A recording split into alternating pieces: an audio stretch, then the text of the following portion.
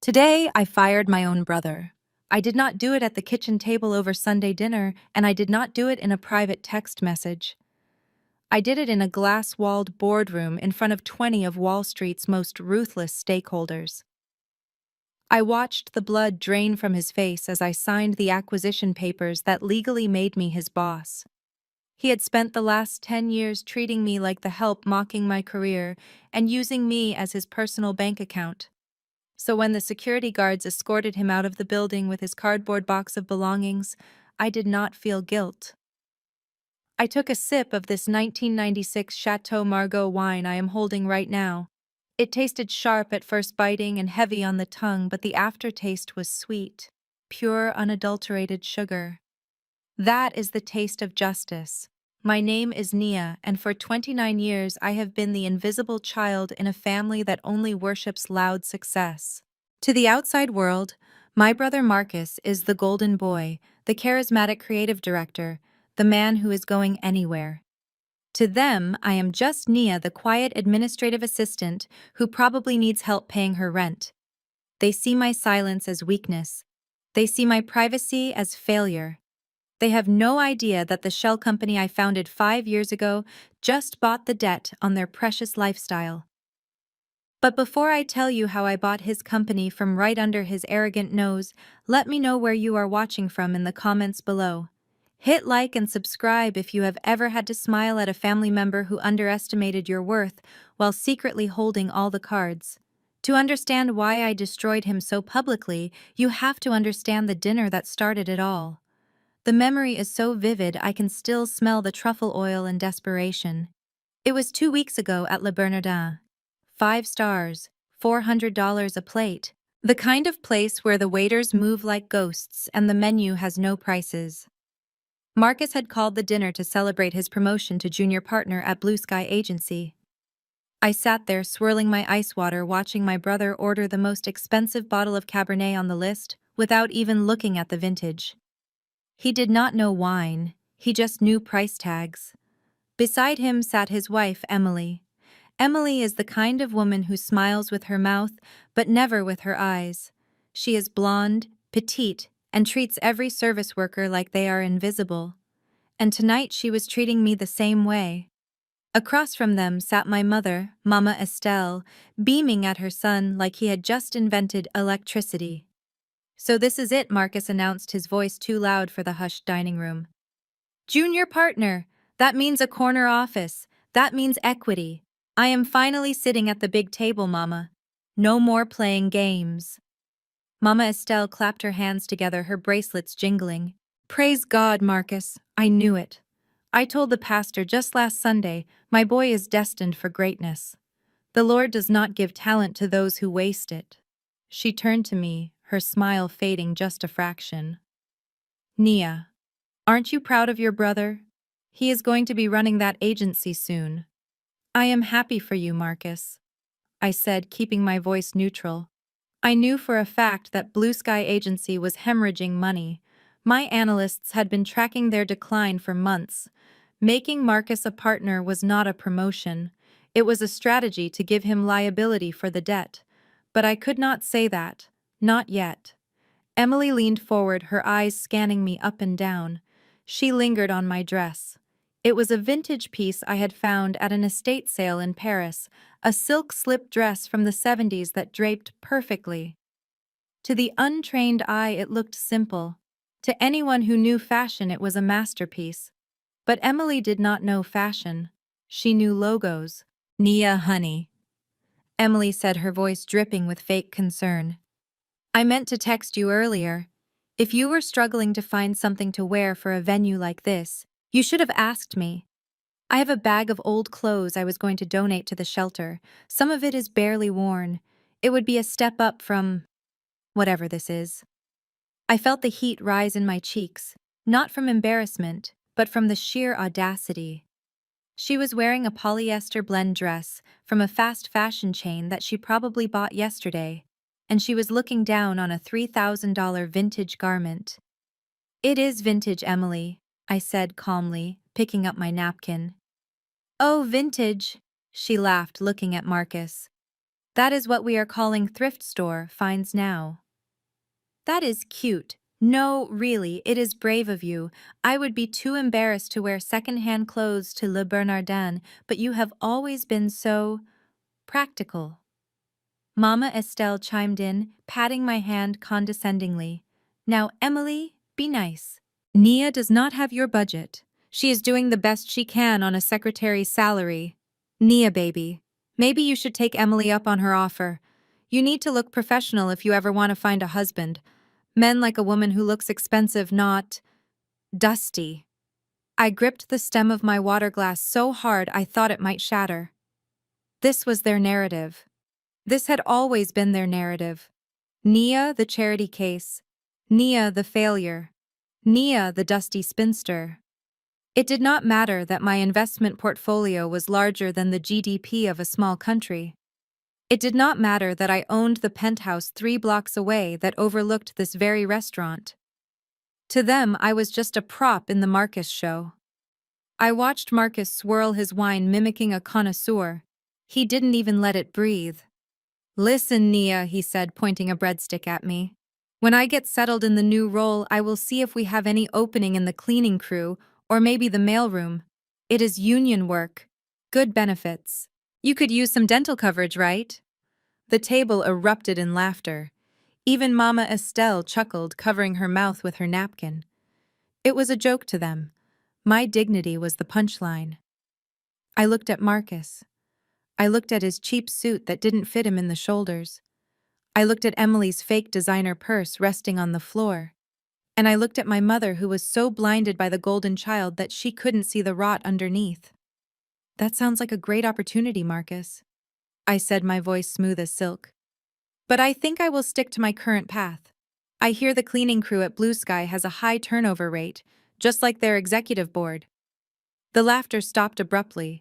Marcus narrowed his eyes. What is that supposed to mean? Nothing, I said, finally taking a sip of my water. Just something I read in the financial news.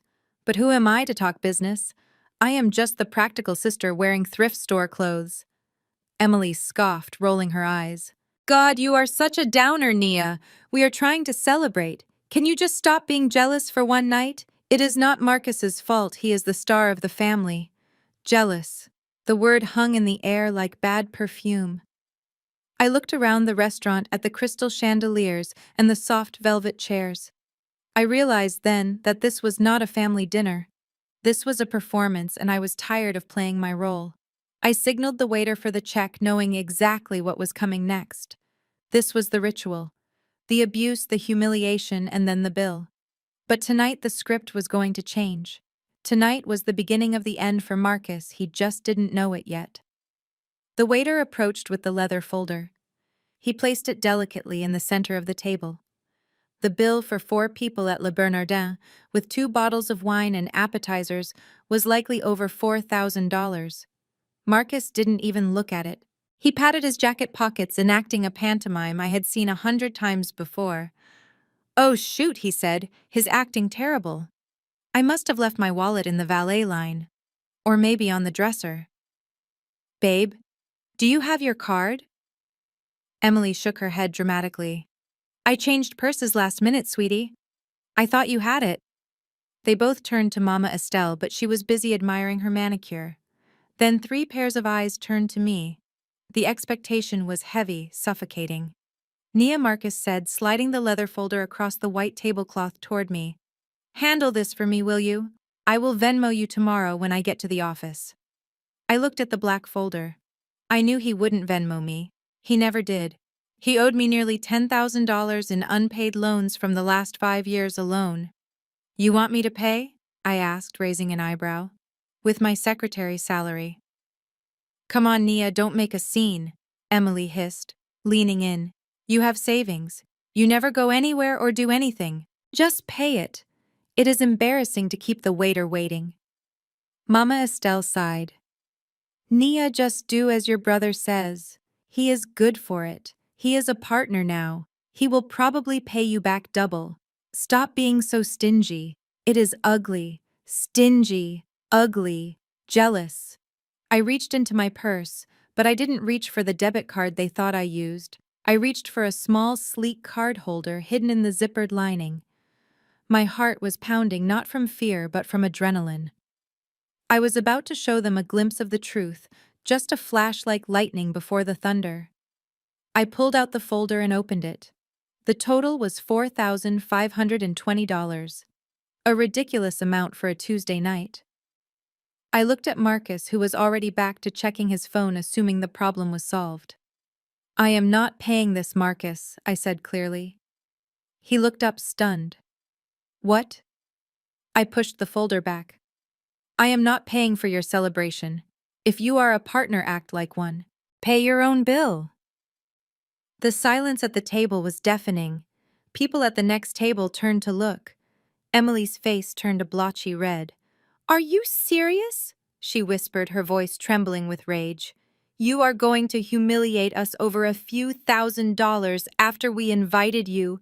You invited me to be an audience, not a guest," I countered. Mama Estelle slammed her hand on the table.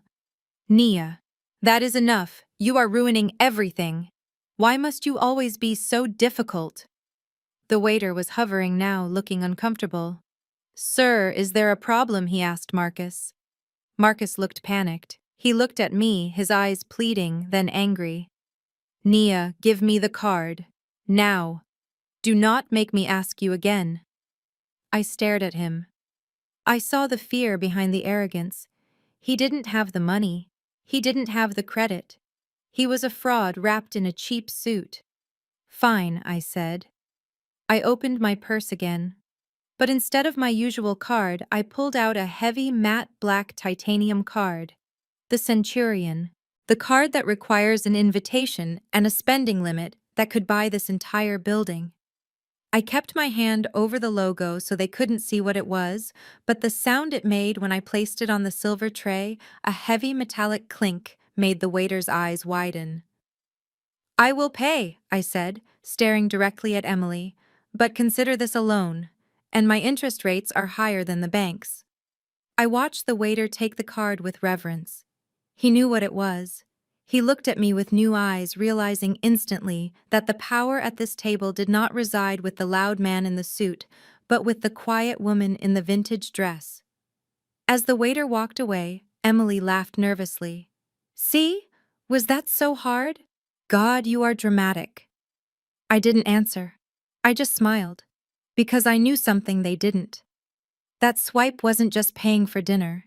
It was the first transaction in the acquisition of their entire lives. The game had officially begun. The silence that followed the waiter's departure was heavier than the crystal chandelier hanging above our heads. For a solid minute, nobody spoke. The only sound was the clinking of silver spoons against china as neighboring tables enjoyed their desserts, oblivious to the power shift that had just occurred at table 4. Marcus shifted in his seat, loosening his tie as if the air in the room had suddenly become too thin. He refused to look at me, instead fixating on a small spot on the tablecloth, picking at a loose thread with his manicured fingernails. Emily was the first to break the tension, though her attempt was as clumsy as her attempts at sophistication. She let out a sharp, breathless laugh that sounded more like a cough. "Well," she said, her voice an octave higher than usual, "that was certainly theatrical. I hope you didn't max out your credit limit just to make a point, Nia. Those high-interest cards can be a trap for people who don't understand finance." I watched the waiter return, gliding across the floor with a purpose he hadn't possessed 5 minutes ago. He bypassed Marcus entirely, turning his back on the man who had ordered the wine, and stopped directly at my right hand. With a slight bow, he placed the black titanium card back on the tray, along with the receipt. He didn't ask for a signature.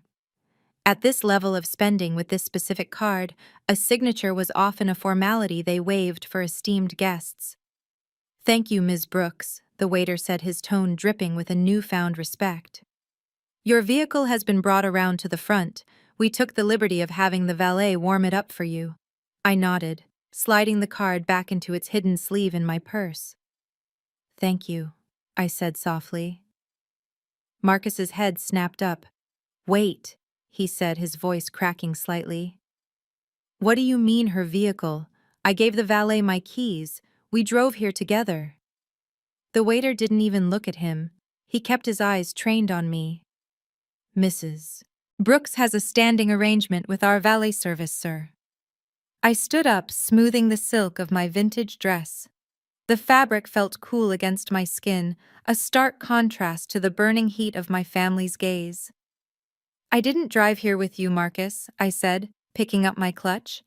I had my driver drop me off, and I think I will take my own car home. The air in your sedan is a little stifling tonight. Mama Estelle scrambled to her feet, grabbing her purse. Now, Nia, don't be like that. We are a family. We arrive together, we leave together. Whatever little game you are playing with that credit card, it is done now. Do not embarrass your brother in the parking lot. We walked out of the dining room in a jagged formation. I led the way, head held high, while they trailed behind like unruly children. As we stepped out into the cool Chicago night air, the valet stand was buzzing with activity. But right in front, idling with a low predatory purr, was a matte black SUV with tinted windows. It wasn't flashy, but it was expensive. It was the kind of car that whispered power rather than screaming for attention. Marcus stopped dead on the sidewalk. He looked at the SUV, then at his own leased luxury sedan parked awkwardly behind a delivery truck. Is that yours?" he asked, pointing at the black beast. "It is a company car," I lied smoothly. The company was mine, so technically it wasn't a lie. Emily scoffed, crossing her arms to ward off the chill. A company car for a secretary. What are you doing driving the CEO around? Something like that, I murmured as the valet opened the rear door for me.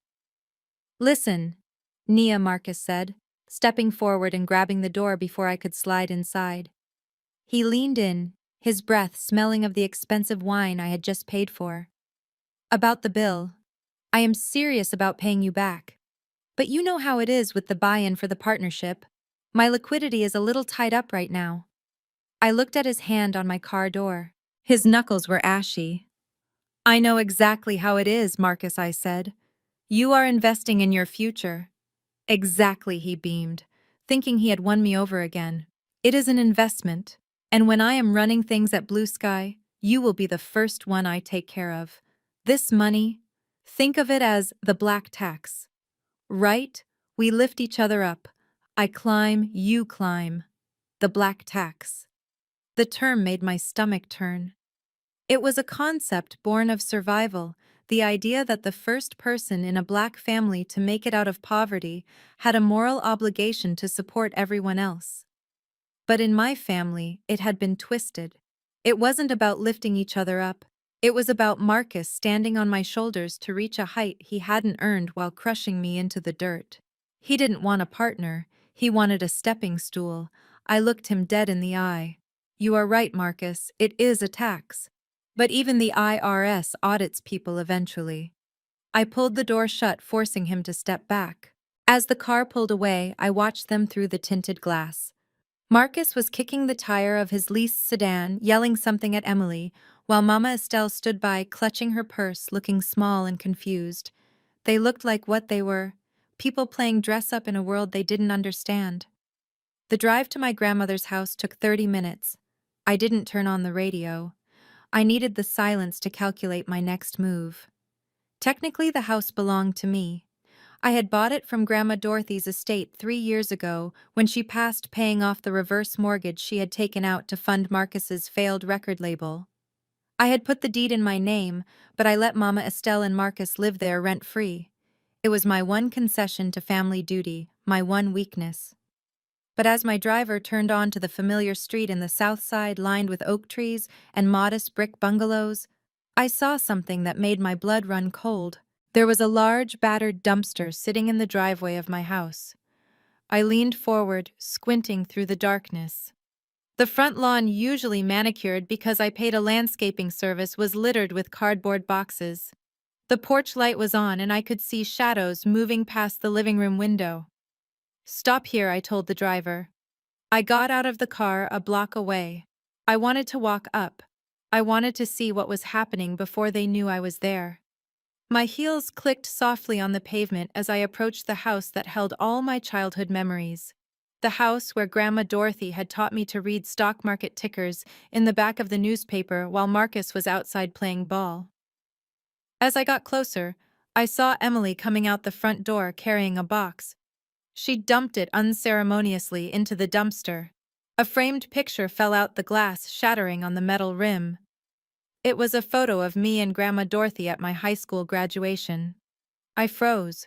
The rage that surged through me wasn't the cold, calculating anger of the boardroom. This was hot. This was personal. I walked up the driveway, stepping over a pile of old clothes, my old clothes that had been thrown onto the grass. Emily didn't see me until I was standing right at the base of the dumpster. "What do you think you are doing?" I asked, my voice trembling with suppressed fury. Emily jumped, clutching her chest. "Jesus, Nia. You scared me. Why are you lurking around in the dark like a cat burglar?" I pointed at the dumpster. "I asked you a question. Why are you throwing away my grandmother's things? And why is there a dumpster in my driveway?" She rolled her eyes, wiping dust from her hands onto her jeans. "Oh, relax. We are just doing some spring cleaning. Marcus and I are making space. If he is going to be a partner, we need a home office. We can't have all this old junk cluttering up the energy." Junk. I stepped closer, the smell of old dust and memories rising from the dumpster. "That is not junk. That is my history. And you didn't answer me. Why are you clearing out the whole house?" "Because we are selling it." Marcus's voice boomed from the porch. I looked up. He had arrived before me, clearly having driven like a maniac to beat me home. He was standing on the top step, his suit jacket off, sleeves rolled up. Mama Estelle was standing behind him, looking guilty. "Selling it," I repeated the word, tasting like ash in my mouth. "Yeah, selling it," Marcus said, walking down the steps. "Look, Nia, I need liquidity for the buy-in. 50,000 cash. The bank won't give me a loan because of my credit score, which is your fault, by the way, for not co-signing that car loan last year. So Mama and I talked. We are selling the house. We already got a cash offer from a developer. They want to tear it down and put up condos. We close in 2 weeks." I looked at Mama Estelle. She refused to meet my eyes, fiddling with the cross necklace around her neck. "Mama," I whispered, "you agreed to this. You agreed to sell Grandma's house." The house she worked 3 jobs to keep. Mama Estelle sighed a long, ragged sound. "Nia, baby. Listen. It is just bricks and wood. Marcus has a chance to be something big. He is the man of the family now. We have to support him. The Bible says we have to make sacrifices for our kin." Sacrifice. That was the other word they loved. But in this family, sacrifice was a one-way street. I was always the altar and Marcus was always the God demanding blood. "You can't sell this house, Marcus," I said, my voice dropping to a dangerous whisper. He laughed, a cruel barking sound. "Watch me. I'm the man of this house. Mama gave me the go-ahead. It's done." He didn't know. He genuinely didn't know. He thought Mama Estelle still owned the deed. He thought he could just snap his fingers and liquidate my property to fund his delusion. I looked at the shattered photo of Grandma Dorothy in the dumpster. I looked at Emily smirking as she kicked a box of my old books aside. And I looked at Marcus standing there with his chest puffed out, thinking he had won. A calmness washed over me. It was the same calm I felt right before I executed a hostile takeover. They wanted to play real estate fine. I was about to give them a lesson in property law that they would never forget. I didn't scream. I didn't cry. I simply reached into my purse and pulled out my phone. "Who are you calling?" Emily asked, her smirk faltering slightly. "The police?" "No," I said, unlocking the screen. "I am calling a locksmith, because as of this moment, you are all trespassing." Marcus stepped forward, his face twisting into a mask of aggression. "What did you say to me?" I said. "Get off my property, Marcus, before I have you removed by force." He stopped, confusion warring with anger in his eyes. "Your property? What are you talking about? Mama owns this house." I turned the phone screen toward him. It was a digital copy of the deed dated 3 years ago. The name on the owner line was clearly visible: Nia Brooks. "I bought this house when Mama was about to lose it to foreclosure. I said, my voice cutting through the night air like a knife. I paid off the arrears. I paid the taxes. I own every brick, every shingle, and every blade of grass you are standing on. And you just tried to sell it without my permission. That is called fraud, Marcus. And in the state of Illinois, that is a felony. The color drained from his face so fast he looked like a ghost. Mama Estelle gasped, her hand flying to her mouth. Nia. You never told us. I didn't think I had to, I said, stepping past Marcus to stand on the porch of my home. I thought providing a roof over your heads was enough. But apparently you are so eager to burn bridges you didn't notice you were standing on one I built. I looked down at them, my brother, my mother, my sister-in-law. They looked small from up here. Put the boxes back, I commanded. Every single one. If I find one scratch on Grandma's furniture, I will evict you tonight. Marcus opened his mouth to speak, but nothing came out. For the first time in his life, the golden boy had nothing to say. But I knew this wasn't over. I could see the gears turning in his head, shifting from shock to desperation. He needed that $50,000, and a desperate man is a dangerous man. As I walked into the house and slammed the door, I knew the war had officially moved from the boardroom to the living room, and I was ready for a siege. The transition from the crumbling brick of my grandmother's porch to the 45th floor of the Onyx Tower was not just a change in location, it was a shift in dimension. 12 hours ago, I was Nia, the overlooked sister, standing in a driveway, fighting over a dumpster. Now, as the elevator doors slid open with a soft chime, I was Nia Brooks, the founder and managing partner of Onyx Holdings. The air here smelled different. It smelled of filtered oxygen, expensive espresso, and the metallic tang of fear. I stepped out of the private elevator, and my heels struck the Italian marble floor with a rhythm that sounded like a war drum. I wore a tailored white suit that cost more than Marcus's car. My hair was pulled back in a severe bun, and my vintage glasses were replaced by contact lenses that allowed me to see every micro-expression on my employees' faces. "Good morning, Ms. Brooks. Good morning, Ms. Brooks." The greetings came in a wave as I walked down the corridor. Analysts looked up from their multiple monitors. Junior associates straightened their ties. I did not stop to chat. I did not ask about their weekends. In this world, silence was power, and I was the loudest thing in the room. My executive assistant, Julian, was waiting at the door of my corner office. Julian was 25, sharp as a razor, and the only person in this building who knew the full extent of my family drama.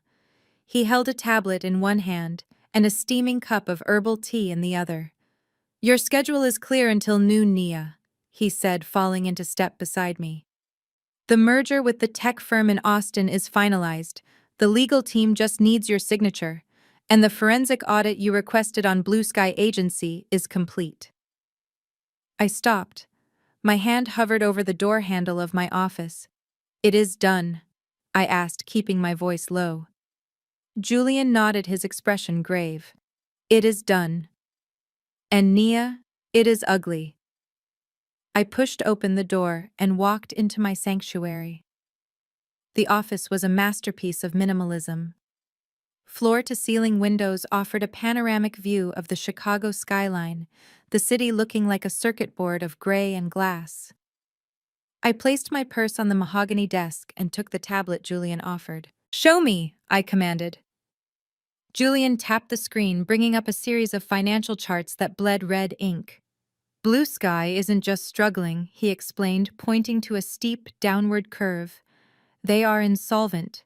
They have been cooking the books for 18 months to hide a $3 million deficit. Their primary investors pulled out last quarter. Technically, they should have filed for Chapter 11 bankruptcy weeks ago."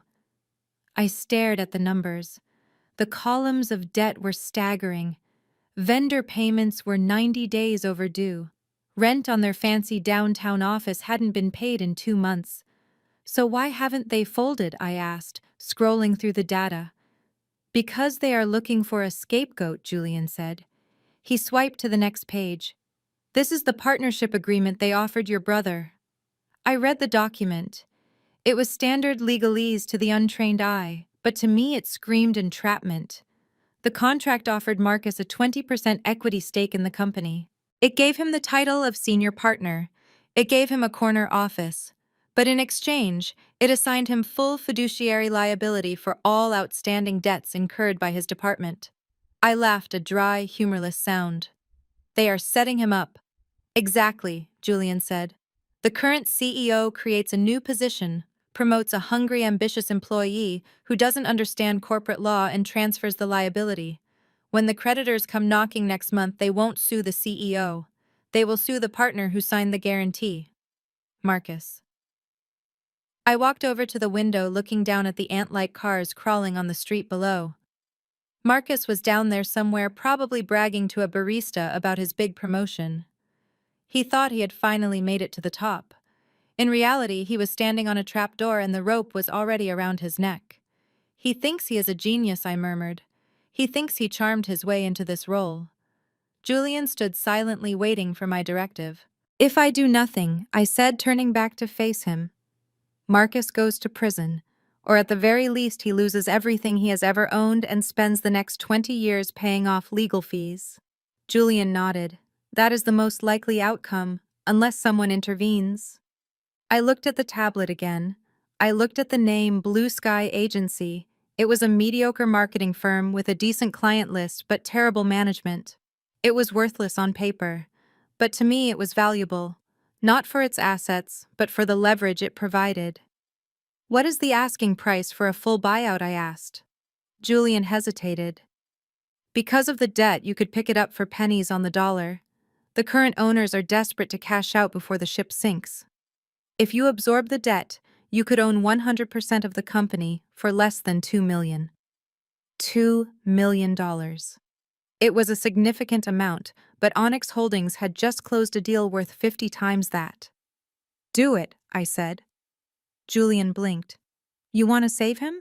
No, I said, walking back to my desk and sitting in the leather chair that felt like a throne. I don't want to save him. I want to own him. I picked up my gold fountain pen and tapped it against the desk. Initiate a hostile takeover. I instructed, my voice steady and cold. Use Shell Corp Alpha. I do not want the name Onyx Holdings or Nia Brooks appearing on any paperwork until the acquisition is finalized. I want to be the ghost partner. Julian began typing furiously on his tablet. Buy the debt from their creditors first, I continued. That gives us leverage. Then approach the CEO with a cash buyout offer for his shares. He will take it. He is a coward who wants to run with his golden parachute.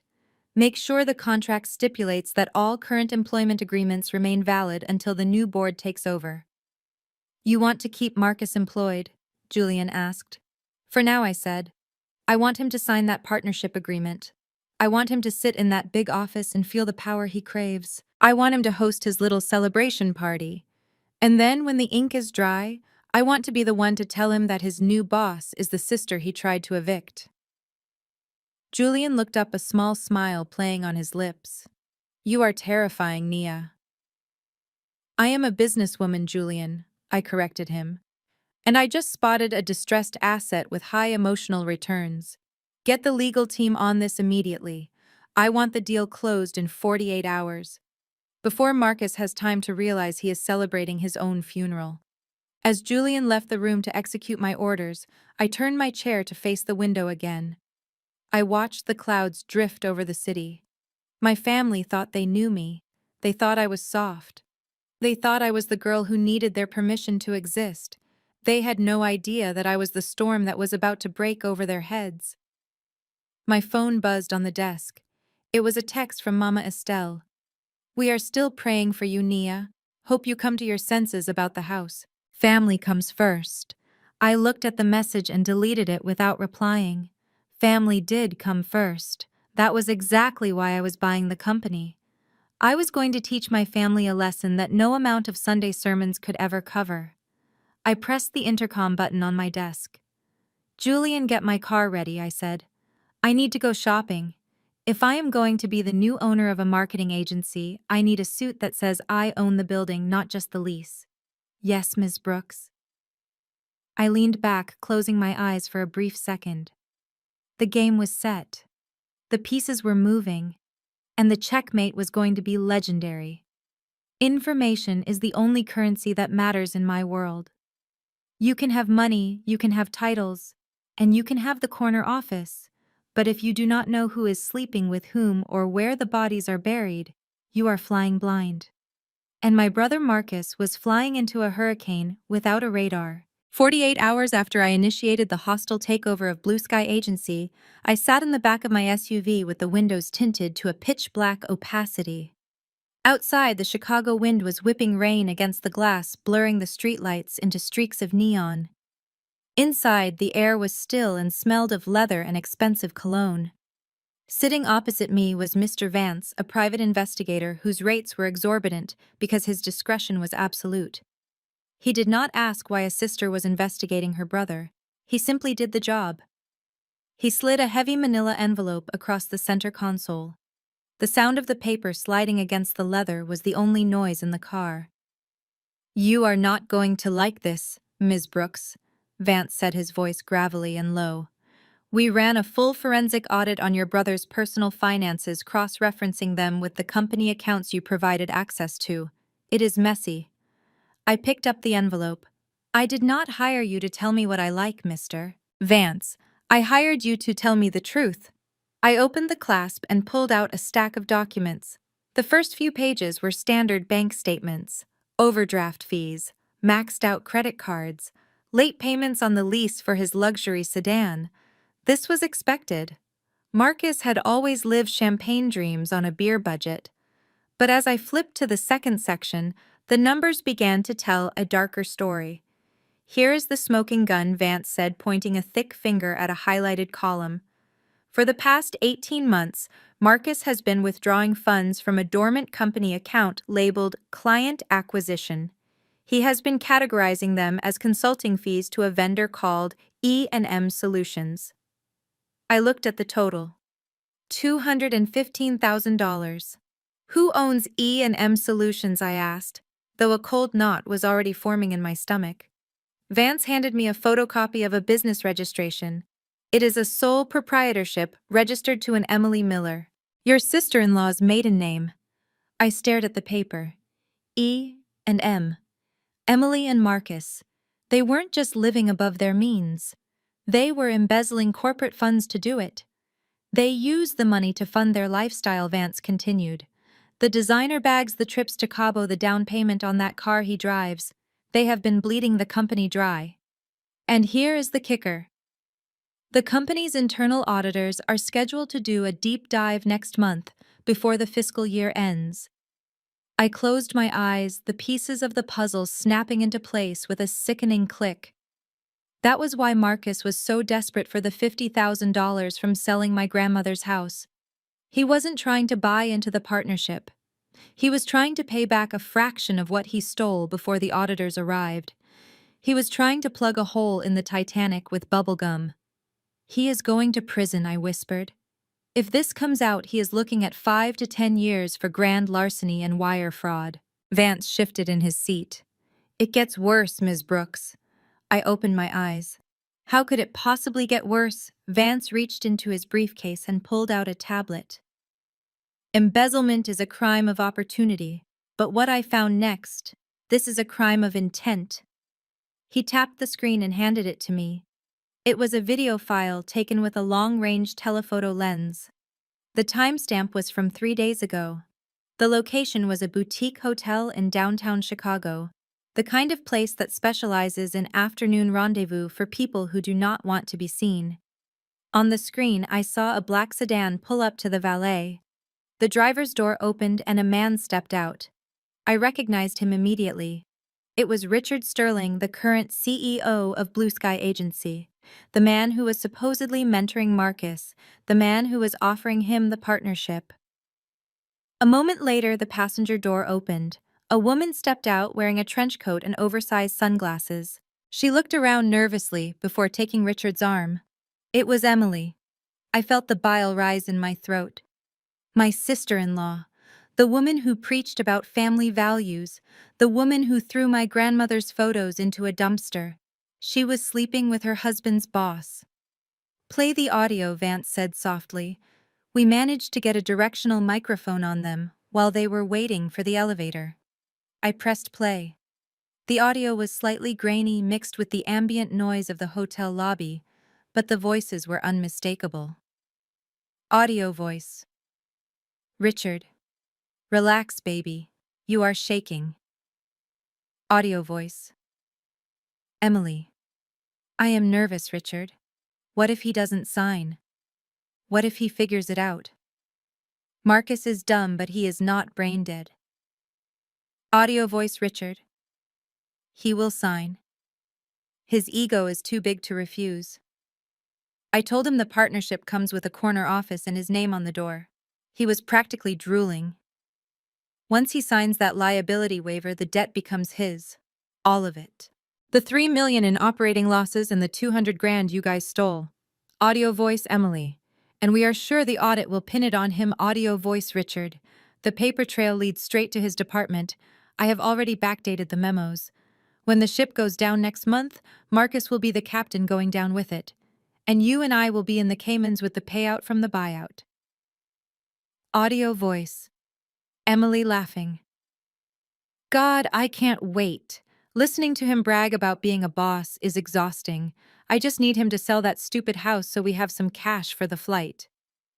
Audio voice. "Richard. Just keep playing the supportive wife for 2 more days. Once the ink is dry, you can file for divorce and leave him to the wolves." The recording ended. I sat there in the silence, staring at the frozen image of Emily and Richard laughing together. I thought I had felt anger before. I thought I had felt rage when I saw the dumpster in my driveway. But this was something else entirely. This was a cold, clinical realization that my brother was not just a villain in my story. He was the clown in everyone else's. He was being set up to take the fall for a massive corporate fraud orchestrated by his wife and his boss. They were going to frame him, bankrupt him, and send him to prison while they ran off with the money.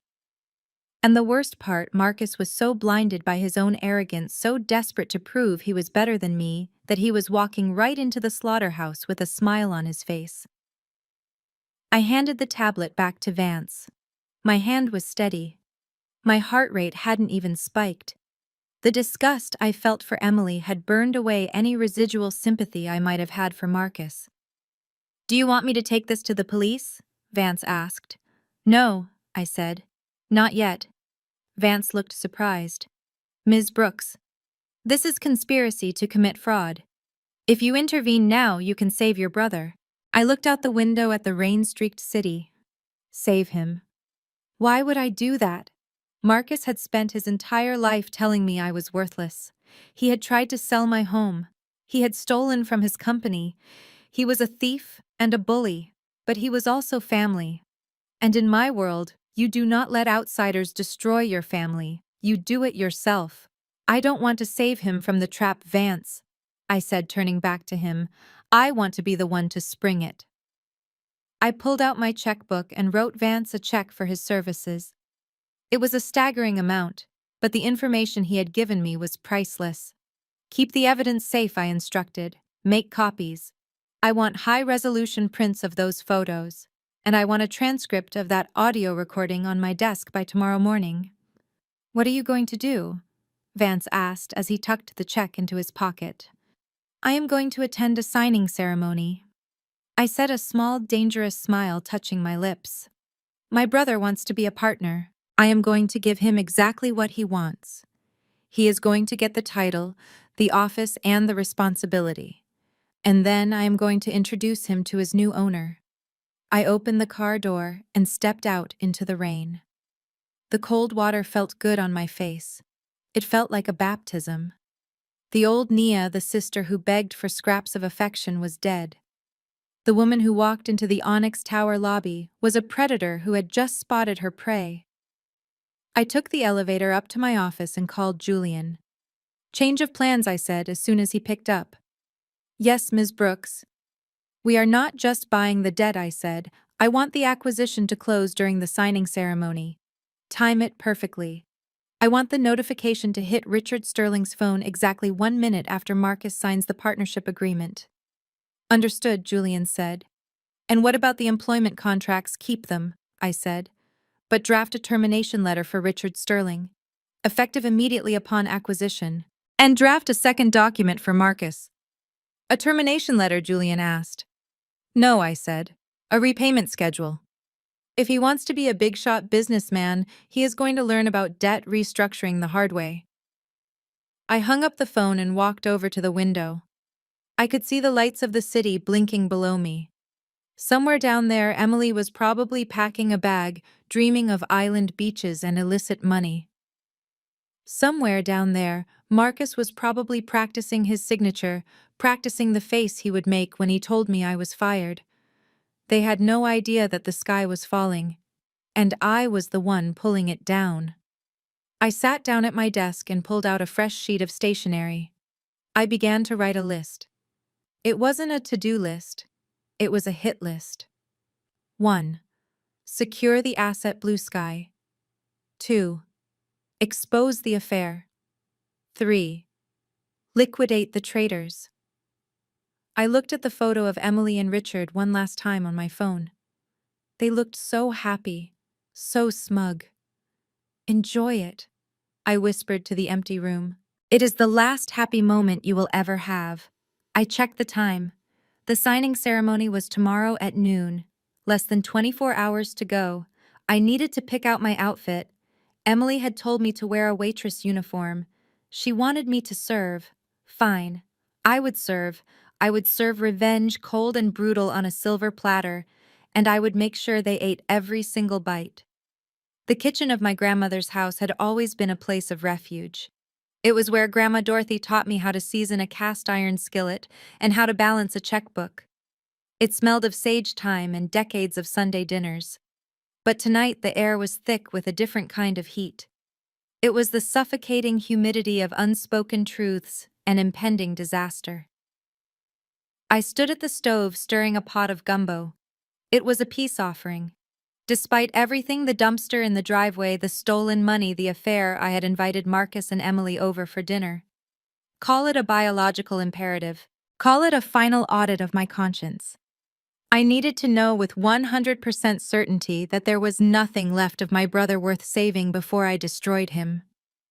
Marcus sat at the small wooden table, drumming his fingers on the surface. He was wearing a new watch, a flashy gold timepiece that I knew he couldn't afford. It was likely bought with the funds he had embezzled from Blue Sky. Emily sat across from him, scrolling through her phone, her face illuminated by the cold blue light of the screen. She looked bored, as if dining with her sister-in-law was a form of community service she was forced to endure. So Marcus said, breaking the silence, "This smells good. Better than that takeout you usually eat. I guess you are trying to get on my good side before the big signing tomorrow, huh?" I kept my back to him, stirring the roux slowly. The dark brown liquid swirled in the pot, thick and heavy. "I don't need to get on your good side, Marcus," I said calmly. "I just wanted to talk, sister to brother, before everything changes." Emily snorted without looking up from her phone. "Changes for the better, you mean?"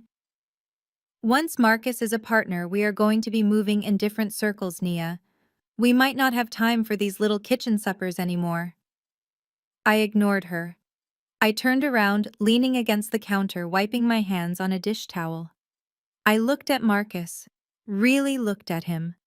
I saw the bags under his eyes that the expensive suit couldn't hide. I saw the tremor in his hand when he reached for his water glass. He was terrified, but his pride was driving the car, and he was asleep at the wheel. "Marcus," I said, keeping my voice low and steady, "I have been reading some things in the financial journals about the industry, about Blue Sky specifically." His hand froze halfway to his mouth. "What things? Rumors?" I lied. "But rumors from credible sources. People are saying Blue Sky is over-leveraged. They are saying the creditors are circling like sharks. Are you sure about this partnership offer? Did you have a lawyer look at the liability clause in your contract?" Marcus slammed the glass down. Water sloshed onto the table. Who have you been talking to? Why are you digging into my business? I am not digging, I said, taking a step toward him. I am worried. Sometimes companies promote people not because they value them, but because they need someone to take the fall. If Blue Sky goes under, and you are the signatory on the debt, you lose everything. Not just the job. You lose your reputation. You lose your freedom. I saw a flicker of doubt in his eyes. Just for a second. The scared little boy who used to hide behind my skirt when thunder rattled the windows was still in there, buried under layers of narcissism and cheap cologne. Maybe you should delay the signing, I suggested softly. Just for a week. Let me have a friend of mine look at the books, just to be safe. For a moment I thought he was going to listen. He looked at Emily, his eyes searching for validation. But Emily was the devil on his shoulder, and she wasn't about to let her ticket to the Cayman Islands slip away. "Oh my God," Emily groaned, throwing her phone onto the table. "Do you hear her, Marcus? She is doing it again. She is trying to sabotage you. She can't stand the fact that you are going to be the boss. She wants you to stay down here in the dirt with her." The doubt in Marcus's eyes vanished, replaced by a flare of ugly, defensive anger. He stood up his chair, scraping loudly against the linoleum floor. "She is right," he spat, pointing a shaking finger at my face. "You are just jealous. You have always been jealous. You think because you went to college and got your little degree that you are smarter than me? You are nothing. You are a paper pusher. I am a visionary. I am trying to protect you, Marcus," I said, my voice hardening. "You are walking into a trap. The only trap is this family," he shouted. He grabbed the bowl of gumbo I had placed on the table for him. It was still hot. With a violent swing of his arm, he swept it off the table. The ceramic bowl shattered against the wall. Thick, dark roux and seafood splattered across the vintage wallpaper, dripping down like sludge. A piece of shrimp landed on my shoe. "You are just like your father," Marcus yelled. His face twisted into a mask of hate. My stepfather. The man who had raised me when Marcus's biological father abandoned them. The man Marcus had always resented because he was kind, steady, and boring. He was a coward who never took a risk in his life. Marcus continued, stepping over the broken pottery to get in my face. "And you are just like him. Scared. Small. Selfish. You don't want me to fly because you are afraid of heights. Well, guess what, Nia? I am already flying. And you are just the weight I have to cut loose." I stood there feeling the heat of his rage, but I felt cold inside. Ice cold. The last tether that bound me to him, the thin thread of sibling loyalty, snapped. It didn't make a sound. It just dissolved. Emily stood up and walked over to him, placing a hand on his arm, but her eyes were on me, gleaming with malice. "Baby, don't waste your breath," she cooed, smoothing his lapel. "Look at her. She is 30 years old, single, and cooking dinner for her brother on a Friday night because she has no one else. She is pathetic. Of course she wants you to fail. If you succeed, she has no one left to feel superior to." She looked me up and down, a smirk playing on her lips. "Men don't like women who think they know everything, Nia. That is why you are alone, and that is why you will always be alone. Come on, Marcus. Let's go. This place smells like desperation." Marcus looked at the mess he had made on the wall. For a second he looked ashamed. But then he looked at Emily, and the arrogance returned, shielding him from the guilt. "Don't expect an invite to the ceremony tomorrow," he muttered, turning his back on me. "I only want supporters there, not haters." They walked out of the kitchen, leaving me standing amidst the wreckage of the meal I had made with love. I heard the front door slam and the sound of his engine revving aggressively as they sped away. I didn't move for a long time. I stared at the gumbo dripping down the wall. It looked like a wound. I picked up a rag and bent down. I started to clean. Not because I was a servant as they believed, but because I respected this house. I respected the woman who had built it. And I respected myself too much to live in their filth. As I wiped the floor, a strange sense of peace settled over me. I had done my duty. I had offered the lifeline. Marcus had slapped it away. He had chosen his path. He had chosen Emily. He had chosen the lie. I stood up and rinsed the rag in the sink. The water ran clear. My conscience was clear. I walked over to the calendar on the wall. Tomorrow's date was circled in red ink. The signing. I took a black marker from the drawer. I didn't cross the day out. Instead, I drew a crown above it. You called me a coward, Marcus, I whispered to the empty room. You called me small. Tomorrow you are going to see exactly how big I am. I pulled out my phone and dialed Julian. It was late, but I knew he would answer. Ms. Brooks. Is everything ready for tomorrow? I asked. Yes, ma'am. The acquisition paperwork is drafted, the termination letters are printed, and the security team is on standby. Good, I said. Add one more thing to the agenda. What is that? I want the air conditioning in the boardroom turned down to 60 degrees. Julian paused. That is very cold, Nia. I know, I said, staring at the stain on the wall where the bowl had shattered. I want him to shiver. I want him to feel the cold before the freeze sets in. I hung up the phone and turned off the kitchen light. I left the mess on the wall for now. I would hire a professional cleaning crew to handle it later. Just like I was about to hire a professional team to handle Marcus. He wanted to be a partner. He wanted to play in the big leagues. Good luck, partner, I said into the darkness. I walked up the stairs to my bedroom, my steps light and purposeful. I needed to get a good night's sleep. Tomorrow was going to be a very busy day. I had a company to buy, a brother to fire, and a crown to claim. The ink on the acquisition contract was still wet when Marcus received the call that would seal his fate. In my office at Onyx Tower, the atmosphere was surgical. My legal team sat around the mahogany table reviewing the final addendum I had insisted upon.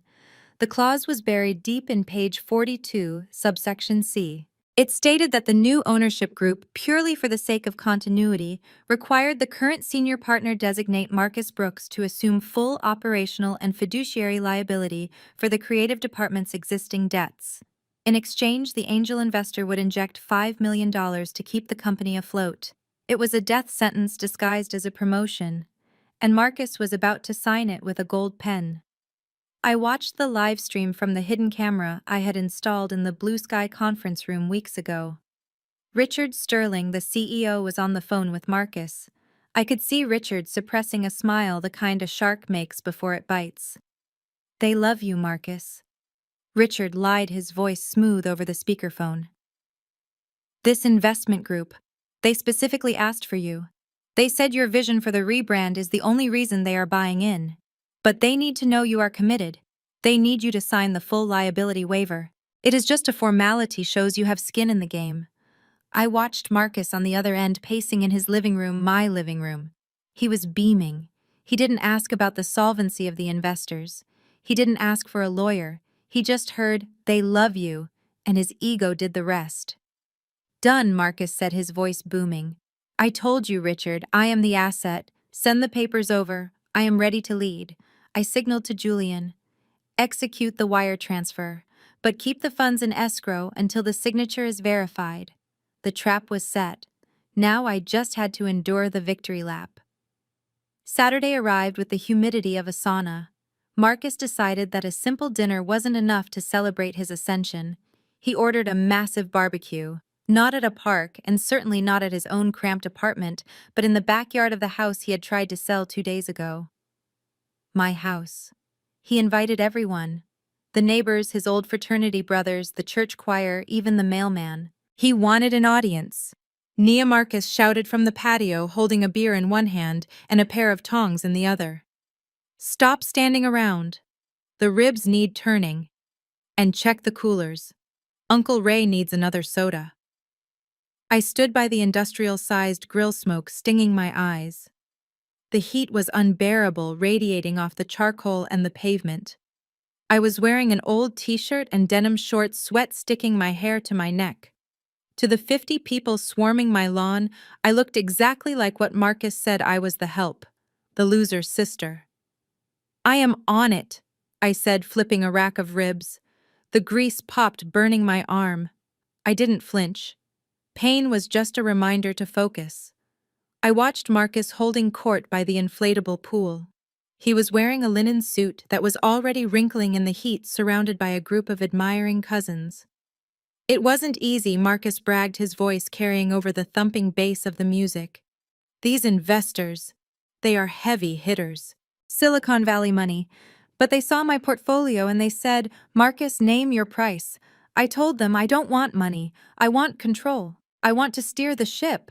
"That is right," shouted one of his friends. "Boss moves." Only, I flipped another burger, suppressing a dry laugh. He wanted to steer the ship, but he didn't know he was captaining the Titanic after it had already hit the iceberg. Near the hydrangeas, Mama Estelle was talking to Pastor Jenkins. She was wearing her Sunday best, a wide-brimmed hat, shading her face from the sun I was standing in. "It is truly a blessing," Pastor Mama said, fanning herself with a paper plate. I prayed on it. I said, "Lord, give my boy the recognition he deserves. And look at him now, partner, equity. He is going to restore this family's name." The pastor nodded solemnly. "The Lord works in mysterious ways, Sister Estelle. And what about Nia, is she—" Settling down, Mama Estelle lowered her voice, but the wind carried her words straight to me. "Oh, Pastor, you know how Nia is. She is spirited, but she doesn't have Marcus's drive. She is content just floating. I try to tell her to be more like her brother, to take charge of her life, but she just wants to argue. Look at her over there, almost 30 and still flipping burgers at her brother's party because she doesn't have a family of her own to cook for." "We will keep her in our prayers," the pastor said. I slammed the spatula down on the metal tray. The sound was lost in the noise of the party, but it rang in my ears. Content floating, no drive. I walked over to the cooler, grabbed a soda, and walked it over to Uncle Ray. As I passed Marcus, he grabbed my arm. His grip was tight, possessive. "Hey," he slurred slightly, the beer already getting to him. "Make sure you bring out the potato salad next. And try to smile, Nia. You are bringing down the vibe. This is a celebration. Try to act like you are happy for me, even if you are dying inside." I looked at his hand on my arm. I looked at the sweat beading on his forehead. "I am happy for you, Marcus," I said. And for the first time in days, I meant it. "I am happy you finally got exactly what you deserve." He released me, clapping me on the shoulder hard enough to sting. "That is the spirit. Maybe when I get my signing bonus, I will buy you a new grill. This one is looking a little rusty, like this whole house." He wandered off to accept a toast from a neighbor. I went back to the grill. The flames leaped up, licking the grate. I wasn't just cooking meat anymore. I was cooking a disaster. My phone vibrated in my pocket. It was a text from Julian. "Update, the escrow account is funded. The documents are on Richard's desk. Signing is confirmed for tomorrow at 9 a.m. The angel investor is ready to acquire." I looked up at the party. I saw the laughter, the dancing, the arrogance. I saw my mother pointing at the house, my house, and telling a neighbor how Marcus was going to renovate it. I saw Emily showing off her ring to a group of women who looked bored. They were feasting. Let them feast. Let them eat the ribs and drink the beer and bask in the summer sun, because winter was coming tomorrow morning. I took the last burger off the grill and placed it on the platter. Service was over. "Food is ready," I called out. As the crowd descended on the table like locusts, I wiped my hands on my apron and walked away. I walked past the party, past the lies, and into the cool, dark sanctuary of the garage.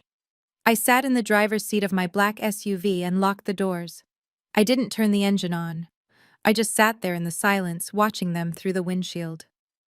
"Enjoy the barbecue, Marcus," I whispered.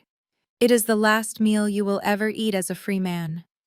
The 45th floor of the Onyx Tower was silent. It was not the empty silence of a graveyard, but the charged potential energy of a missile silo seconds before launch. The only illumination in the cavernous office came from the screen of my iPad, casting a ghostly blue glow across my face. I sat in the darkness, swiping through the final merger documents, one last time.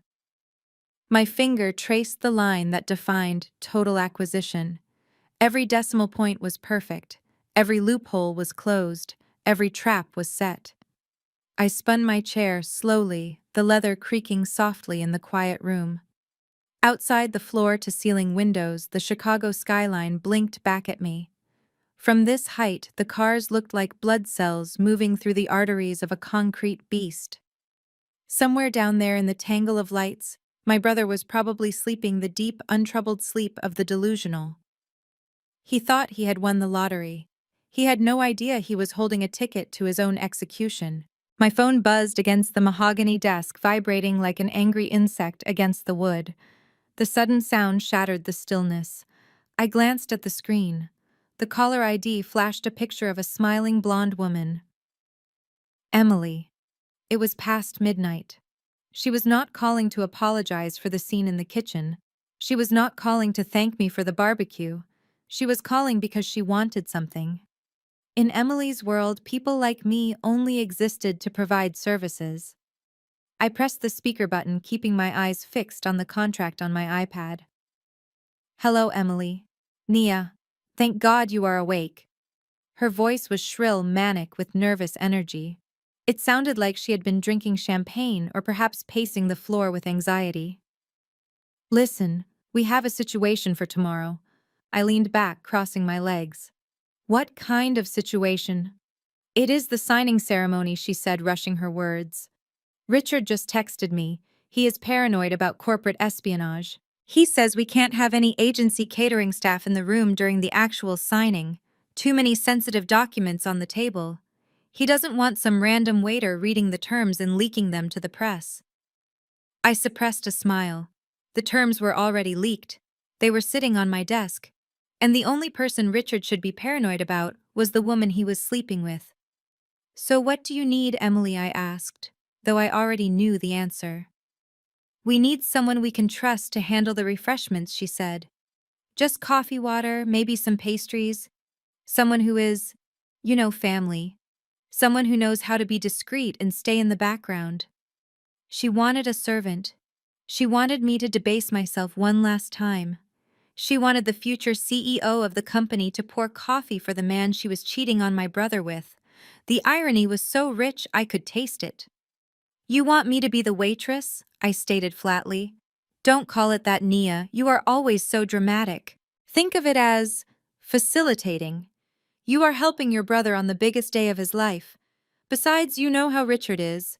He likes things a certain way. And frankly, we can't trust anyone else. She paused, waiting for me to fight back. She expected the Nia who flipped burgers at the barbecue. She expected the Nia who argued about dumpsters.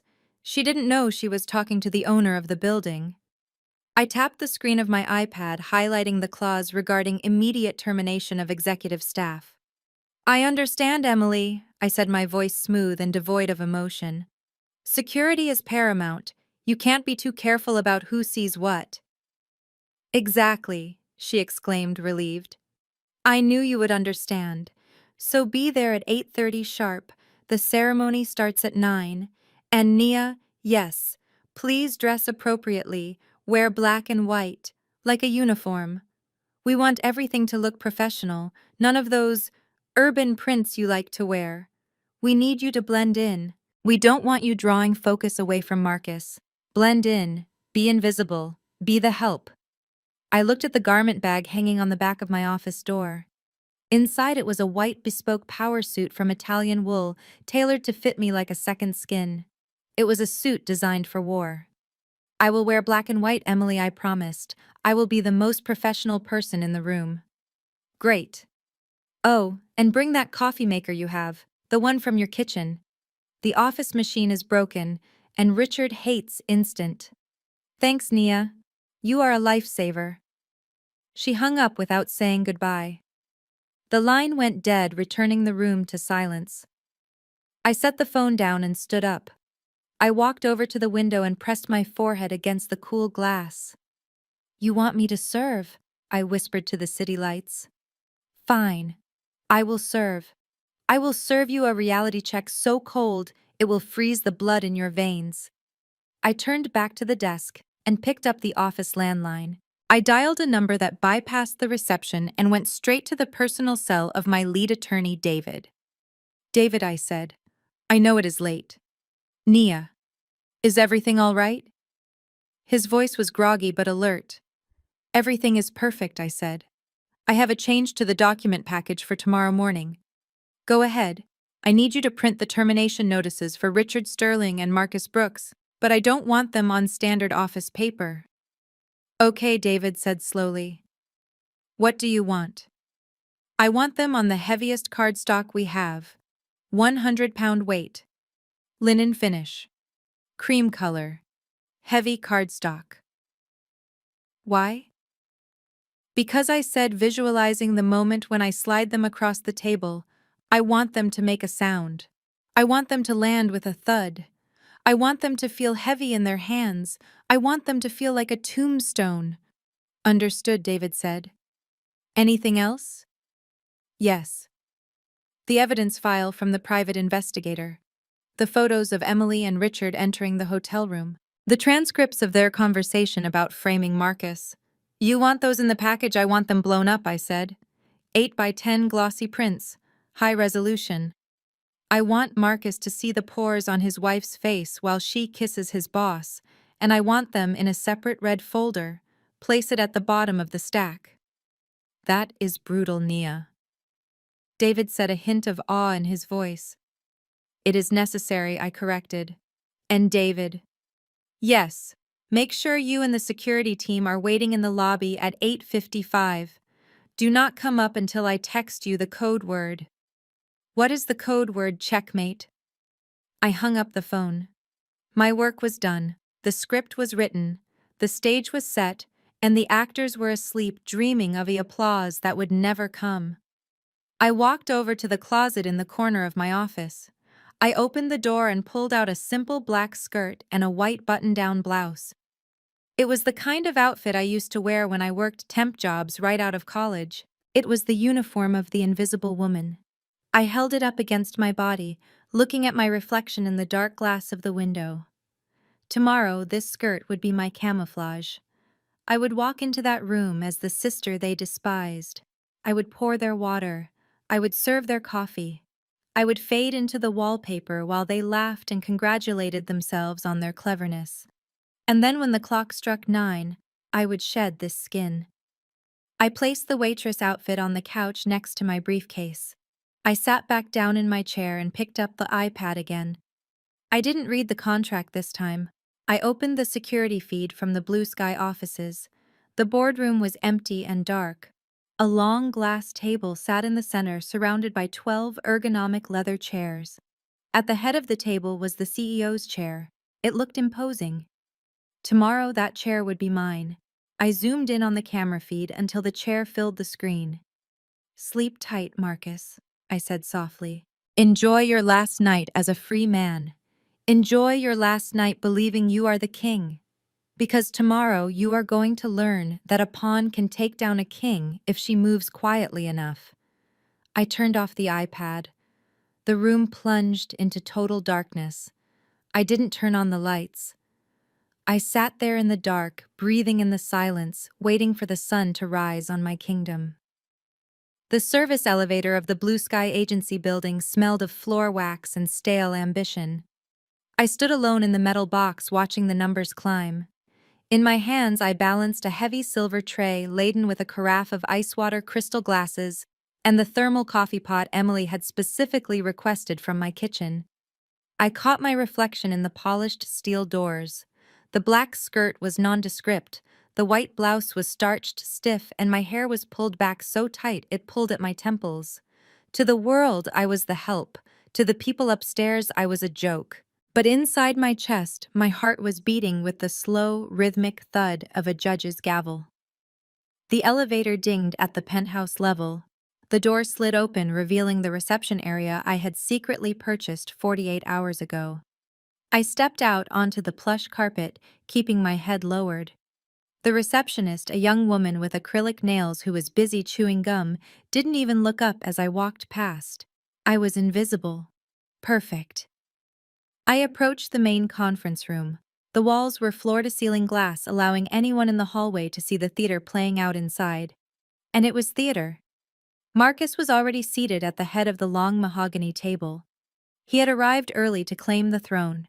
He was leaning back in the leather executive chair, his feet clad in Italian loafers I knew he hadn't paid for, were resting casually on the polished wood. He was surrounded by 4 junior account executives, young men in cheap suits who were hanging on his every word, hoping some of his imaginary success would trickle down to them. I pushed the glass door open with my hip. The first thing that hit me was the cold. The temperature in the room was exactly 60 degrees, just as I had ordered. It was frigid. I saw the junior executives rubbing their arms trying to keep warm. But Marcus was sweating. He was sweating from the nerves he was trying so hard to hide, and the cold air was turning that sweat into a clammy sheen on his forehead. He stopped talking mid-sentence as I entered. He looked at me, his eyes scanning the waitress uniform with a mixture of relief and disdain. He didn't see his sister. He saw a prop. "About time, Nia," he snapped, not bothering to take his feet off the table. "I told Emily to have you here at 8:30. It is 8:40. You are already slacking off on the first day of the new regime." I walked to the sidebar, setting the tray down with a deliberate clatter. "Traffic was bad," I murmured, keeping my voice submissive. "Traffic," he mocked, turning to his sycophants. "You hear that, traffic? That is the excuse of people who take the bus. Winners buy a helicopter. Or at least a condo closer to work." "Right, boys." The junior executives laughed nervously, looking between me and Marcus. They didn't know who I was. They just saw a woman being berated, and they followed the alpha's lead. Marcus snapped his fingers, a sharp cracking sound that echoed in the silent room. "Hey, Earth to Nia. I need ice. My throat is dry from talking strategy all morning. Bring the pitcher over here, and chop chop. The big guns are going to be here any minute." I picked up the heavy crystal pitcher. The ice cubes clinked against the glass. I walked over to him. The cold air from the pitcher numbed my fingers, but I didn't feel it. I focused on his shoes on the table. The disrespect was physical. I poured the water into his glass.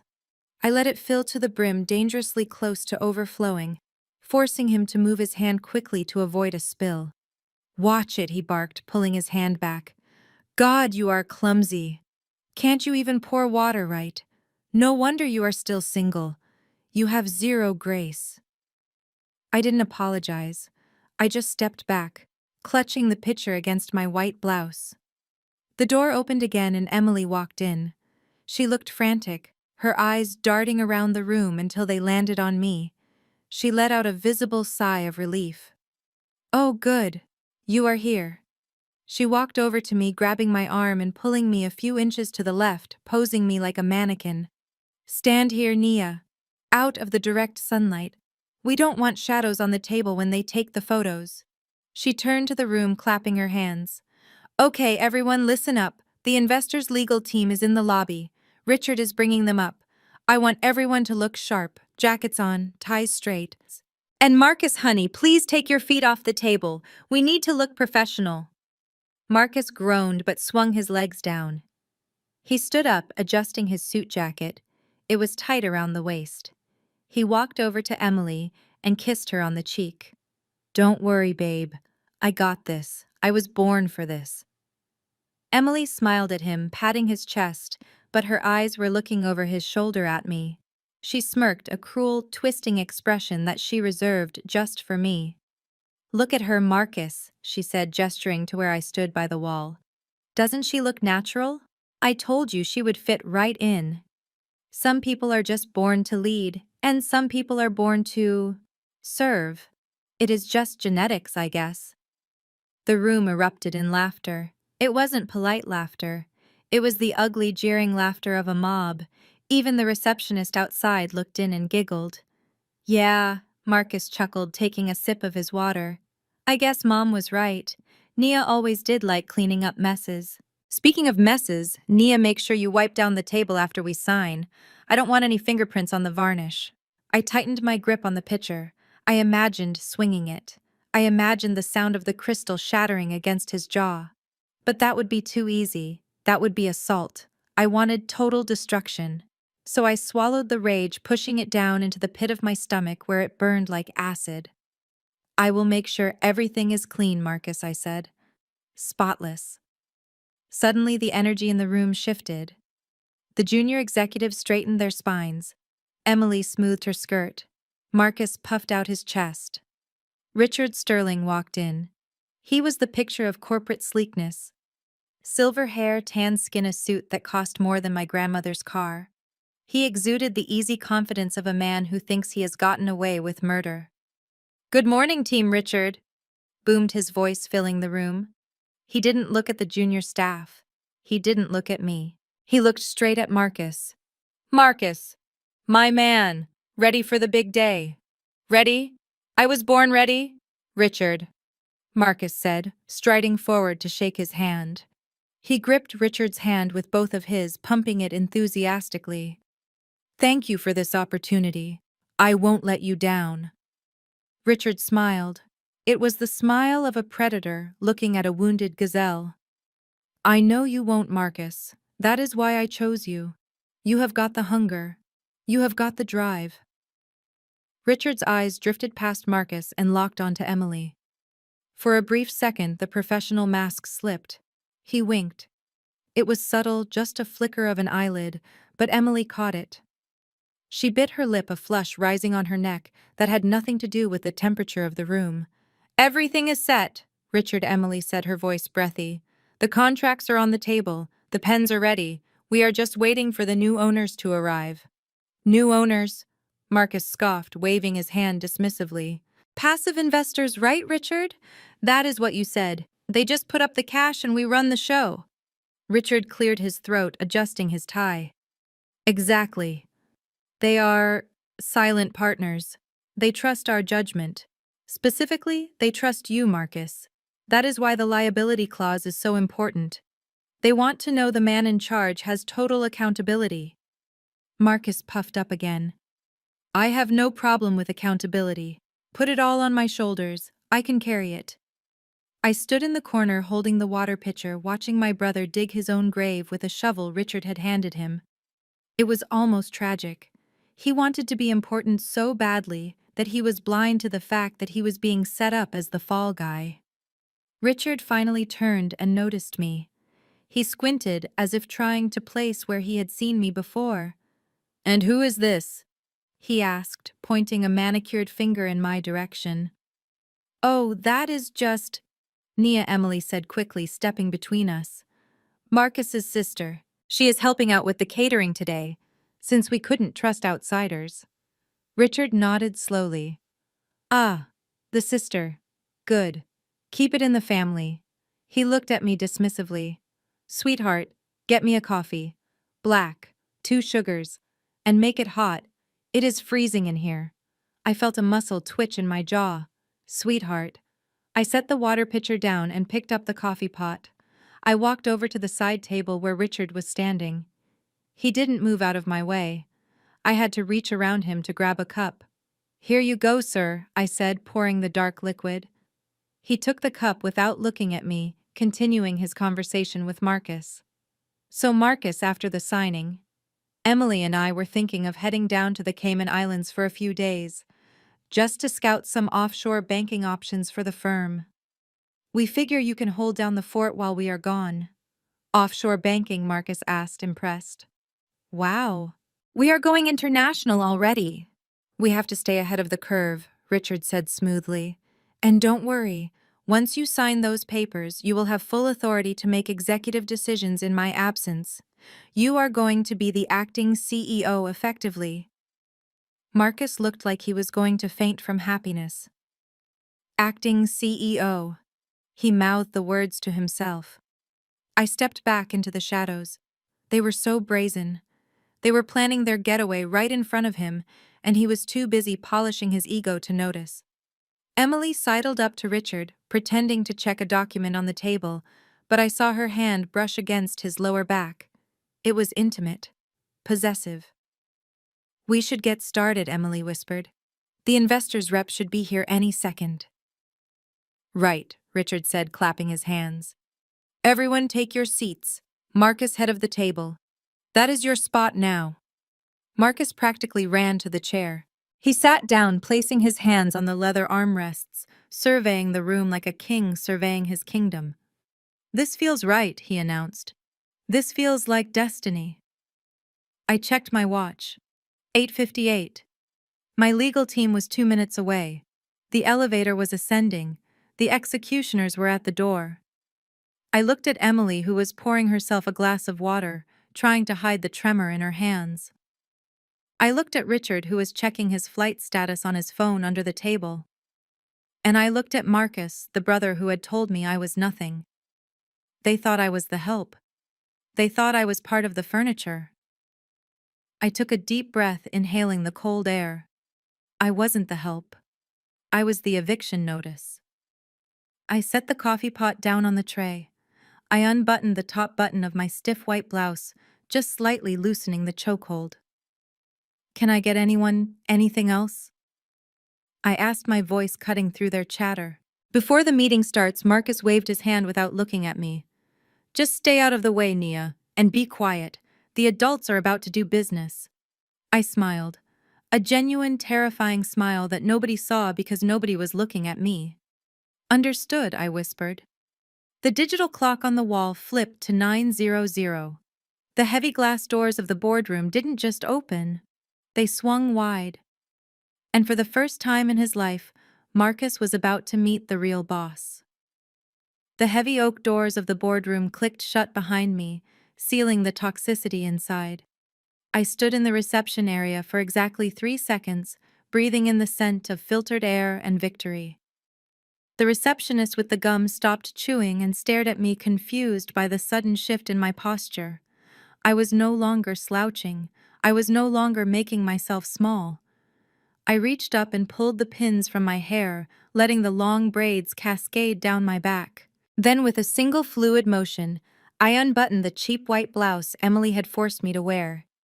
Underneath, I was wearing a bespoke white suit from Alexander McQueen.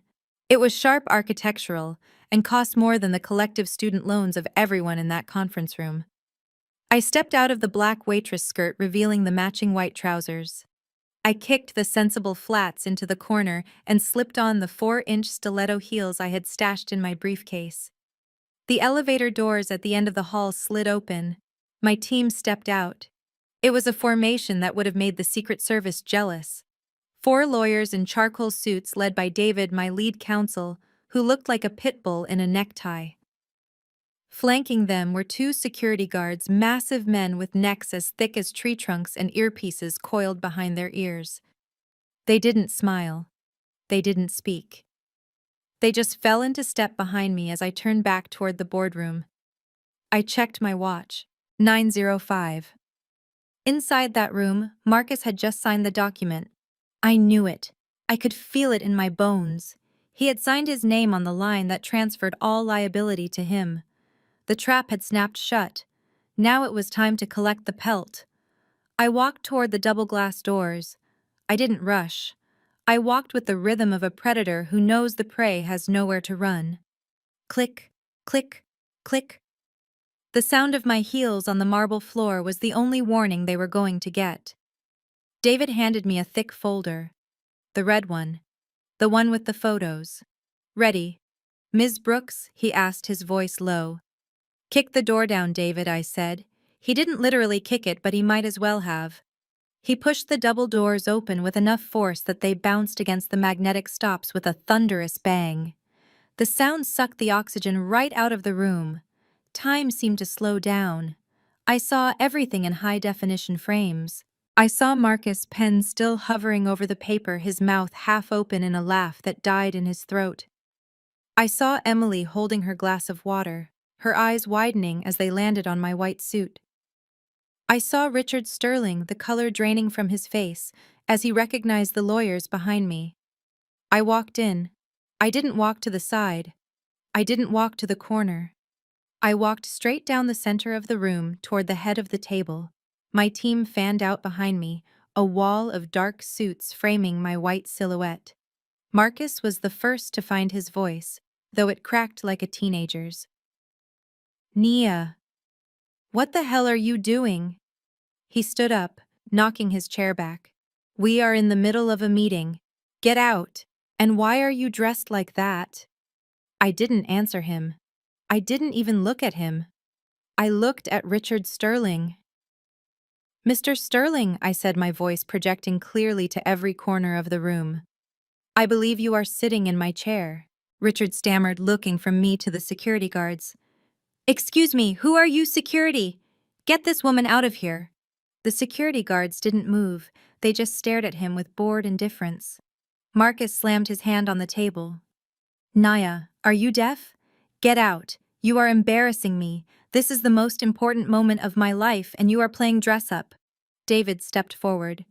He placed a briefcase on the table with a heavy thud. He opened it and pulled out a single document on thick cream-colored linen paper. "Mr. Brooks, Mr. Sterling," David announced, his baritone voice silencing the room. "Please remain seated. The ownership of Blue Sky Agency has changed hands as of 2 minutes ago." Richard laughed nervously. "That is impossible. The investors aren't even here yet. We are waiting for the wire transfer." "The wire transfer is complete," David said. He slid the document toward Richard. "Onyx Holdings has acquired 100% of the assets, debts, and operational control of Blue Sky Agency." Richard froze. He looked at the document. He looked at the signature at the bottom. Then he looked at me. His eyes bulged. "Onyx Holdings," he whispered. "That is a shell corp." "Who owns Onyx?" David smiled, a shark showing its teeth. "May I introduce the founder and managing partner of Onyx Holdings, Ms. Nia Brooks." The silence that followed was absolute. It was the silence of a bomb that had landed but hadn't detonated yet. Marcus looked at David. Then he looked at me.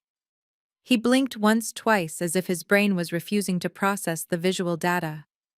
"Nia," he asked, his voice small. "You—" He looked at Emily for help.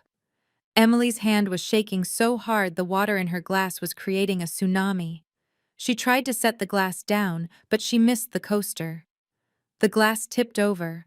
Ice water spilled across the polished mahogany table, soaking the papers Marcus had just signed. "No," Emily whispered. "No, that is not possible. She is a secretary. She drives a used car. She lives in that old house. She doesn't have money." Marcus latched onto that thought like a lifeline. "Yeah," he said, his confidence rushing back in a frantic wave. "This is a prank, right? Did you hire these actors, Nia? Is this your idea of a joke because I didn't let you be a partner? You bought a fancy suit and hired some guys to scare us. You are broke, Nia. You couldn't buy a lemonade stand, let alone a company." I walked around the table. I stopped right behind Richard's chair. I placed my hand on the backrest. "Get up, Richard," I said softly. Richard looked at the document again. He saw the bank authorization code. He saw the seal of the state. He knew real power when he saw it. He scrambled out of the chair so fast he almost tripped over his own feet. I sat down. I crossed my legs. I clasped my hands on the table right next to the puddle of water Emily had made. I looked down the long table at my brother. He was still standing, looking wild-eyed and sweaty. "Sit down, Marcus," I commanded. He sat. It was instinct. "Where did you get the money?" he demanded, his voice trembling with a mix of rage and fear. "Who gave you the money? Did you steal it? Is that why you wanted access to the accounts?" I laughed. It was a cold, sharp sound that made the junior executives flinch. "Steal it." "No, Marcus. I earned it. While you were busy spending your stipend on bottle service and pretending to be a rapper, I was building a portfolio. While you were begging Mama for gas money, I was closing mergers in Tokyo and London." I leaned forward, my eyes locking onto his. "You asked where the money came from. It came from the deals you were too busy to read about. It came from the market trends you were too arrogant to study. It came from the intelligence you thought I lacked because I didn't have a corner office." I picked up the soaking wet contract he had signed. "You see, brother, you called me a secretary. You called me the help. You said I couldn't understand big business." I tossed the wet paper back at him. It splattered water onto his expensive suit. "Well, the secretary just bought your boss. The help just bought the building. And the sister you called worthless just wrote a check for $2 million to buy your debt." Marcus opened his mouth, but no sound came out. He looked like a fish on a dock gasping for air. Emily finally spoke. Her voice was shrill, desperate. Nia. Wait. If you own the company, that is great. That is amazing. We can keep it in the family. Marcus is the senior partner now. You heard Richard. He signed the papers. We can run this together. You and Marcus. The Brooks dynasty. I looked at Emily. I looked at the fake diamond ring on her finger. I looked at the way she was already trying to pivot to latch onto the new host, now that the old one was dead. The Brooks dynasty. I repeated, tasting the words. That sounds lovely, Emily. Except for one small problem. What she asked, her smile trembling. I reached for the red folder David had placed on the table. I don't partner with people who steal from me, I said. I opened the folder. And I definitely don't partner with people who are sleeping with the former CEO to frame my brother for embezzlement. I slid the first 8x10 glossy photo across the wet table. It slid perfectly, stopping right in front of Marcus. It was the photo of Emily kissing Richard in the hotel lobby. The room gasped. A collective intake of breath that sucked the air out of the lungs of everyone present. Marcus looked down. He stared at the photo. He stared at his wife. He stared at his boss. And then finally the golden child broke. The photo of Emily and Richard sat on the wet mahogany table like a landmine that had finally detonated. For a long, agonizing moment, the only sound in the boardroom was the hum of the air conditioning blowing that 60-degree air onto Marcus's sweating forehead. He stared at the image. He stared at the way Richard's hand rested on his wife's waist. He stared at the way Emily was laughing, her head thrown back in a moment of genuine conspiratorial joy that I had never seen her share with him. I watched the realization hit him in waves. First came the confusion, then the denial, and finally the crushing weight of humiliation. The golden child. The man who believed the sun rose and set on his command was looking at irrefutable proof that he was nothing more than a convenient idiot. That is not real. Emily stammered, her voice pitching up into a frequency that hurt my ears. She lunged for the photo, her fingernails scraping against the wood, but Marcus slammed his hand down on top of it. The sound was like a gunshot. He looked up at her. His eyes were red-rimmed with tears and rage. Not real, he whispered. That is your coat. That is the coat I bought you for Christmas. That is the hotel where you said you were having a spa day with your sister. Richard Sterling, sensing the volatility of the situation, tried to stand up. Now listen, everyone needs to calm down. These are personal matters. They have no place in a business meeting. Nia or Ms. Brooks, whatever you call yourself, this is unprofessional. I swiveled my chair to face him. Unprofessional, I asked, my voice deadly calm. You know what is unprofessional, Richard. Sleeping with your employee's wife to manipulate him into signing a fraudulent liability contract. That is not just unprofessional, that is actionable. I pressed a button on the remote control embedded in the armrest of the CEO's chair. The large projection screen behind me descended from the ceiling. The lights in the room dimmed automatically, casting us all in a spectral glow. Let's look at the timeline, shall we? I said. The screen flickered to life. It wasn't just photos. It was a timeline of text messages, bank transfers, and calendar invites that my private investigator had scraped from the cloud. Slide 1. A text from Richard to Emily dated 3 months ago. He is perfect for the fall guy role. Arrogant enough to sign anything, stupid enough not to read it. Slide 2. A bank transfer of $10,000 from Richard's personal account to an offshore holding company registered in Emily's name. Slide 3. A text from Emily to Richard. I will get him to sell the sister's house. We can use that cash for the flights. Just make sure the debt is fully in his name before we leave. The room was silent.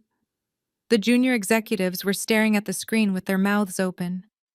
They were witnessing a public execution and they couldn't look away. I stood up and walked over to the screen, the white light illuminating my suit like armor. You see, Marcus, I said, pointing to the messages, you weren't promoted because of your talent, you weren't promoted because of your vision. You were promoted because you were the only person in this building blind enough to walk into a burning building because someone told you there was a throne inside. Marcus made a sound that was half sob, half growl. He looked at Emily. She was shrinking back against the wall, shaking her head, tears streaming down her face, ruining her perfect makeup. "Babe, please," she cried. "It is not what it looks like. She faked those. You know how good she is with computers. She is trying to tear us apart." I laughed. It was a dry, humorless sound. "Computers didn't sign your name on the hotel registry, Emily," I said, "and computers didn't sign Marcus's name on this contract." I picked up the soaking wet document from the table. The ink was running, but the signature was still legible.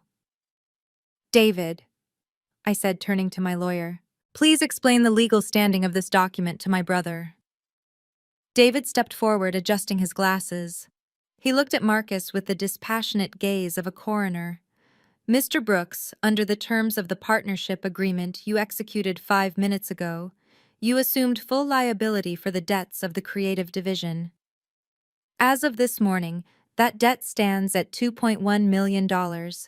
Marcus's head snapped toward David. $2 million, no. No, Richard said the company was profitable.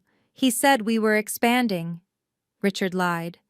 David said simply, "And because you waived your right to due diligence and failed to consult legal counsel, that debt is now your personal responsibility.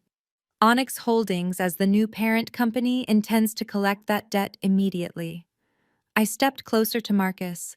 I could smell the fear on him. It smelled like sweat and expensive cologne turning sour. "That means," I said, leaning in so only he could hear the steel in my voice, "I own you, Marcus. I own your car. I own your bank accounts. I own the clothes on your back. And since you don't have $2 million, I will be garnishing your wages for the rest of your natural life." Marcus looked at me, his eyes wide with terror. "Nia, please. You can't do this. I am your brother." "Brother?" I repeated the word as if it were a foreign language. A brother doesn't try to sell his sister's home out from under her. A brother doesn't steal from the company accounts to buy his mistress a diamond necklace. I signaled to David again. He handed me another file. The blue one. Speaking of theft, I continued opening the file. Our audit uncovered a discrepancy of $200,000 in the client acquisition fund. The money was traced to a shell company owned by Emily Miller. I tossed the file onto the table. It landed with a heavy thud sliding through the puddle of water. "Embezzlement is a felony, Marcus," I said. "And while I could send you to prison for it, I have decided to be generous. I am not pressing criminal charges." "Yet." Marcus let out a breath, his shoulders sagging. "Thank you, Nia. Thank you." "Don't thank me," I interrupted, "because I am not pressing charges, but I am enforcing company policy." I straightened up, towering over him in my heels. "Marcus Brooks, for gross misconduct, embezzlement of corporate funds, and incompetence, resulting in financial liability, you are hereby terminated from your position at Blue Sky Agency. Effective immediately." "Fired," Marcus whispered. "Fired," I confirmed. "You are not a partner. You are not a boss. You are unemployed. And you are trespassing." The reality finally shattered him. The debt, the betrayal, the job. It was all gone in the span of 10 minutes. He looked at Richard, who was inching toward the door, the man who had played him for a fool, the man who had slept with his wife. A primal roar ripped from Marcus's throat. It wasn't human. It was the sound of a wounded animal cornered in a trap. "You son of a bitch!" Marcus screamed. He launched himself across the table. He didn't care about the glass or the water or the lawyers. He flew at Richard Sterling with a violence born of total humiliation. He tackled the older man to the ground, his fists flying wildly. Richard shrieked, trying to cover his face as Marcus pummeled him. "You ruined me!" Marcus screamed, landing a punch on Richard's jaw. "You laughed at me. You slept with her. The room erupted into chaos. The junior executives scrambled back, pressing themselves against the glass walls, terrified. Emily screamed a piercing theatrical wail. Stop him! Stop him! He is going to kill him! I didn't move. I stood at the head of the table watching the brawl with cold detachment. It was pathetic. Two men in expensive suits rolling on the floor like children fighting over the scraps of a life they had both forfeited. Emily ran to me. She grabbed my arm, her nails digging into the sleeve of my white suit. Nia, do something, call off your guards. Help him. I looked down at her hand on my sleeve. I looked at her tear-streaked face. This was the woman who had told me to wear a uniform. This was the woman who had called me Dusty. Get your hands off me, I said quietly. She recoiled as if burned. Nia, please. We are family. You can't let him go to jail for assault. He is just hurt. We can fix this. I will leave Richard, I promise. I will come back to Marcus. We can pay you back. Just don't let the police take us. I looked at her with pure disgust. You think you can negotiate? You have nothing to trade, Emily. You are the architect of this disaster. And frankly, watching my brother finally land a punch is the most impressive thing he has done in years. On the floor, Richard had managed to shove Marcus off. He was bleeding from the nose, his perfect silver hair a mess. Marcus was gasping for air, his knuckles bruised, his suit torn. That is enough, I said. My two security guards stepped forward. They didn't need to run. They moved with the efficiency of machines. One grabbed Marcus by the back of his collar and hauled him to his feet as if he weighed nothing. The other pinned Richard against the wall. Let me go, Marcus shouted, struggling uselessly against the guard's grip. I will kill him. You aren't killing anyone, Marcus, I said. You are leaving. I walked over to where he was dangling in the guard's grip. He looked pathetic. His tie was crooked, his lip was bleeding, and his eyes were wild with panic. Look at you, I said softly. The big man, the partner. Is this what success looks like to you, Nia? He sobbed, the fight draining out of him. I am sorry. I didn't know. Help me, please. I have nowhere to go. Mama can't help me. The house is gone. I have nothing. I looked at him. I searched for any feeling of pity in my heart. I searched for the sister who used to cover for him when he broke a window. I searched for the woman who cooked him gumbo last night. But she wasn't there. She had been evicted a long time ago. You have your pride, Marcus, I said, cold as ice. And you have a cardboard box waiting for you at the security desk downstairs. I suggest you fill it before I change my mind about the police. I turned to the guards. Escort Mr. Brooks and Miss Miller out of the building. Take their badges. If they try to re-enter, arrest them for trespassing. Wait! Emily shrieked as the guard grabbed her arm. My purse. My keys. We will mail them to you, I said, turning my back on them. Assuming you have a forwarding address that isn't a jail cell. The guards dragged them toward the door. Marcus was weeping openly now, a broken, sobbing sound that echoed off the glass walls. Emily was cursing, screaming that she would sue me, that she would tell everyone I was a monster. I watched them go. I watched the elevator doors slide open. I watched my brother look back at me one last time, his eyes begging for a salvation I refused to give. The doors closed. The room fell silent again. The only sound was Richard Sterling's heavy breathing as he slumped against the wall, wiping blood from his nose with a silk handkerchief. He looked at me, attempting a charming smile through the blood. Well, Ms. Brooks, he wheezed, that was intense. But I am glad you stepped in. Now about the transition. Since I am the minority shareholder now, I assume we can discuss my severance package. I have a golden parachute clause that... I didn't let him finish. I walked back to the head of the table. I picked up the cream-colored document David had placed there. The termination letter. I slid it across the table toward him. Parachute, I asked, raising an eyebrow. Richard, you seem to be confused. He looked at the letter. His smile vanished. We acquired the company, Richard, I said. But we didn't acquire you. This is a termination for cause. Gross negligence, corporate malfeasance, and conspiring to defraud a partner. But The contract, he stammered. Your contract was with Blue Sky, I said. Blue Sky doesn't exist anymore. It is a subsidiary of Onyx. And at Onyx we take out the trash. I pointed to the door. You can walk out or my guards can carry you out. But either way, Richard, you are leaving my building, and you are leaving empty-handed. He stared at me for a long moment, realizing that the game was truly over. He didn't fight. He didn't scream. He just shrank.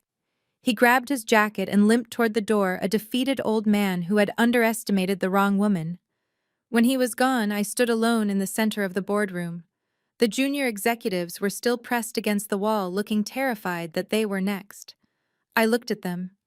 Clean this up, I said, gesturing to the broken glass and the water on the table, and get back to work.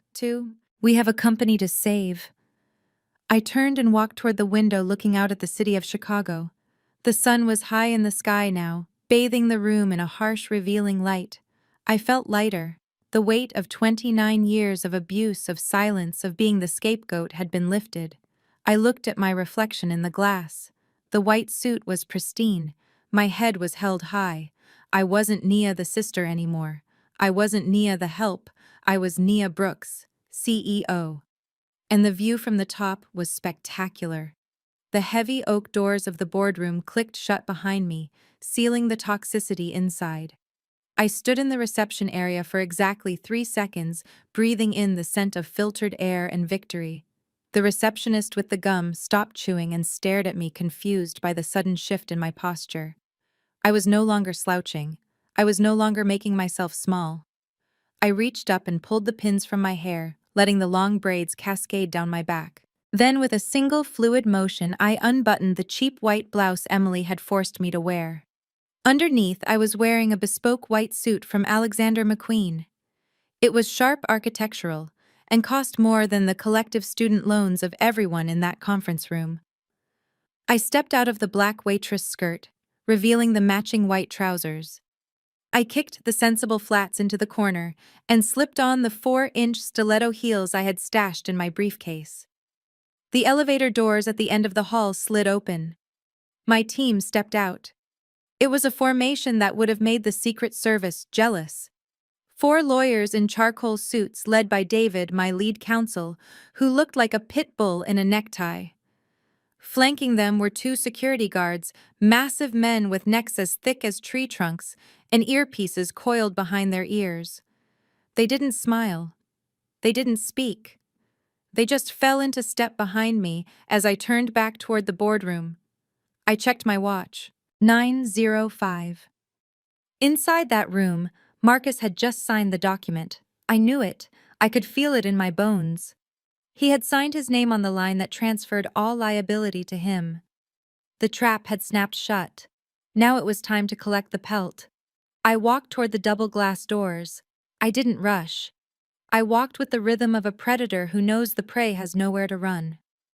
Click, click, click. The sound of my heels on the marble floor was the only warning they were going to get. David handed me a thick folder. The red one. The one with the photos. "Ready, Ms. Brooks?" he asked, his voice low. "Kick the door down, David," I said. He didn't literally kick it, but he might as well have. He pushed the double doors open with enough force that they bounced against the magnetic stops with a thunderous bang. The sound sucked the oxygen right out of the room. Time seemed to slow down. I saw everything in high-definition frames. I saw Marcus Penn still hovering over the paper, his mouth half open in a laugh that died in his throat. I saw Emily holding her glass of water, her eyes widening as they landed on my white suit. I saw Richard Sterling, the color draining from his face as he recognized the lawyers behind me. I walked in. I didn't walk to the side. I didn't walk to the corner. I walked straight down the center of the room toward the head of the table. My team fanned out behind me, a wall of dark suits framing my white silhouette. Marcus was the first to find his voice, though it cracked like a teenager's. "Naya, what the hell are you doing?" He stood up, knocking his chair back. "We are in the middle of a meeting. Get out, and why are you dressed like that?" I didn't answer him. I didn't even look at him. I looked at Richard Sterling. "Mr. Sterling," I said, my voice projecting clearly to every corner of the room. I believe you are sitting in my chair. Richard stammered, looking from me to the security guards. Excuse me. Who are you, security? Get this woman out of here. The security guards didn't move. They just stared at him with bored indifference. Marcus slammed his hand on the table. Nia, are you deaf? Get out. You are embarrassing me. This is the most important moment of my life, and you are playing dress-up. David stepped forward. He placed a briefcase on the table with a heavy thud. He opened it and pulled out a single document on thick, cream-colored linen paper. Mr. Brooks, Mr. Sterling. David announced, his baritone voice silencing the room. Please remain seated. The ownership of Blue Sky Agency has changed hands as of 2 minutes ago. Richard laughed nervously. That is impossible. The investors aren't even here yet. We are waiting for the wire transfer. The wire transfer is complete, David said. He slid the document toward Richard. Onyx Holdings has acquired 100% of the assets, debts, and operational control of Blue Sky Agency. Richard froze. He looked at the document. He looked at the signature at the bottom. Then he looked at me. His eyes bulged. Onyx Holdings, he whispered. That is a shell corp. Who owns Onyx?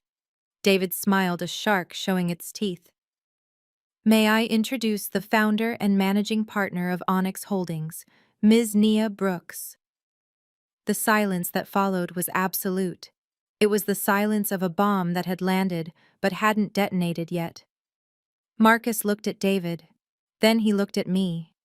He blinked once, twice, as if his brain was refusing to process the visual data. Nia, he asked, his voice small. You... He looked at Emily for help. Emily's hand was shaking so hard, the water in her glass was creating a tsunami. She tried to set the glass down, but she missed the coaster. The glass tipped over. Ice water spilled across the polished mahogany table, soaking the papers Marcus had just signed. No, Emily whispered. No, that is not possible. She is a secretary. She drives a used car. She lives in that old house. She doesn't have money. Marcus latched onto that thought like a lifeline. Yeah, he said, his confidence rushing back in a frantic wave. This is a prank, right?